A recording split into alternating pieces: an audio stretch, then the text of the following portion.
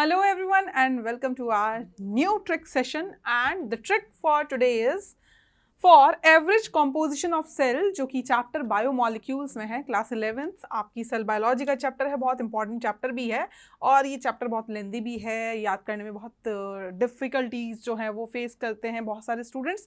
तो जो ट्रिक है वो है एवरेज कॉम्पोजिशन ऑफ सेल के लिए, and the trick statement is white painted new carly. ठीक है, इसमें हमें पता लगेगा कि किसका कितना परसेंटेज है सेल में। So white, so W is for your water 70 to 90%, then P for protein that is 10 to 15%, N for nucleic acid that is 5 to 7%, C for carbohydrates 3%, L is for lipids that is 2%, and ions are making 1% composition in the cell. For more videos like this, like, share and subscribe our channel. Thank you.